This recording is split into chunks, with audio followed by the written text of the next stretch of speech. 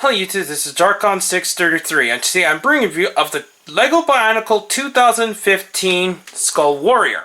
Now the Skull Warrior is a pretty neat set, especially with the weapon that he has, since he actually technically contains two weapons. One, the spear that's attached to his back, and the giant crossbow, which can be changed to several different configurations depending on the way that you position the hands, and I think that's a very awesome touch.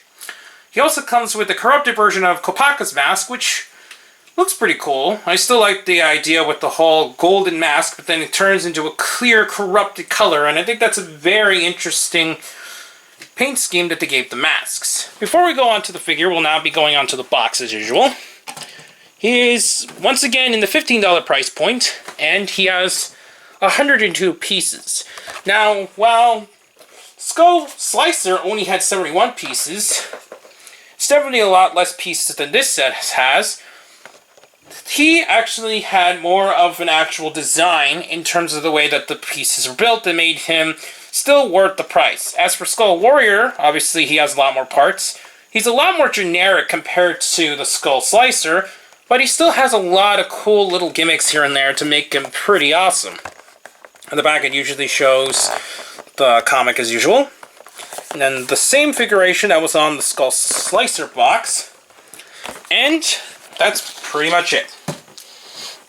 Normally, I'll be going on to full-on comparison with the other figures like in the past. From this point on, though, I will just be comparing the Toa associated with the mask that each set has. So we're just going to quickly go over that first. Since it does contain a corrupted version of the Kopaka mask, we will now be taking Kopaka here, since I have him on the side here, and then taking off his mask and putting on the corrupted version just to show how it looks like on Kopaka. As you can see, because of the golden armor that he does contain, it does look pretty cool, especially with the blue corrupted colors that are going on the top of the head. And just to show a comparison here, as you can see, he is a part of the taller range, so obviously he would be a taller figure overall.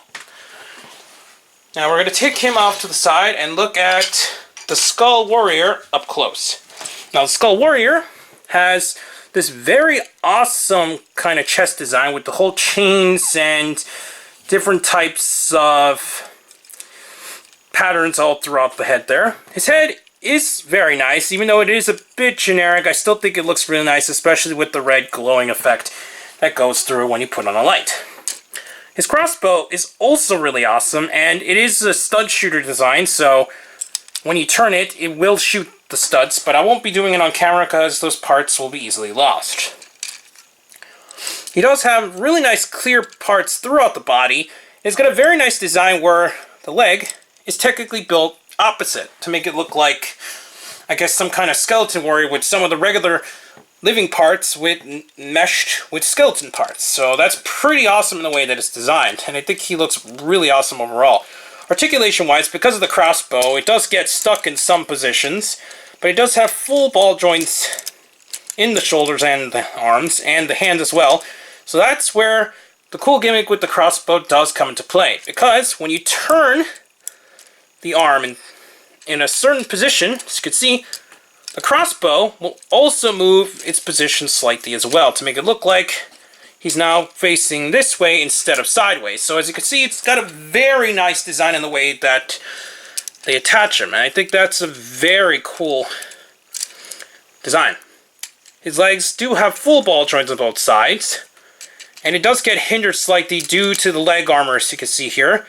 He has fully articulated feet, including he does have these very nice clear red talon pieces that are technically on his feet, so that's looks very nice. The gimmick-wise, he does maintain the same gear gimmick throughout his body, as you can see back here. And basically, it's just going into crossbow position. But this gimmick doesn't really work too well in the way that the crossbow is attached to his arm, though. Just to show how the spear looks like on him, we're going to take off the crossbow, take this off, and we're just going to attach the spear. Technically, you can attach it by sliding it in, but I'm just going to attach it to the pegs there. So as you can see, he does have another form of attack, so that's really cool. But just to show how it would look like as if it was attached here, you pretty much get the idea how it would look like. So that's really cool that he does have a secondary weapon. Now overall, I still think the Skull Warrior is a bit generic, but he still has a lot of fun gimmicks thrown all over. To activate the gimmick again, obviously you're just going to slide the piece back. And let's see how the corrupted Kopaka mask looks like on the Skull Warrior. I'm going to take it off Kopaka now. Let's just see how it looks like on him. I have to admit this looks okay. It's not the most perfect thing. The Toa masks I think look better on the Toa, especially since it is their masks, but just more corrupted. But I guess it works okay for the body he has here. Overall, I still think the Skull Warrior is definitely still worth the $15 price, and while it may be a lot more generic compared to Skull Grinder and or Skull Slicer, I still think it's a very nice set to get a hold of, especially for the $15 price, which I think is highly recommended. I got this at Toys R Us for the same price. As I mentioned in the Skull Slicer video, they have appeared outside of Toys R Us, so it's good that there are several other options you can go ahead and pick it up. I saw them on Amazon. I see them also on the website, I think, of Toys R Us. Targets do have them, and they're also available on Lego.com. So there are many ways to get a hold of these new sets, and it's a very nice wave, I have to admit, for these villain figures. And I can't wait to see what's in the following wave, especially with the great offerings we have in this wave. Anyways, I'll be back to do more Bionicle reviews in the future, but for now, please comment and subscribe. Check me on Twitter under Darkon633, which I'll get out of the way first. Also, please check out Hirotago and the Gideon blog for the latest in all hero news, LEGO news, and various other properties. Also, please check me out on, please check out the other channels down below. And I'll be seeing you later, YouTube. Bye.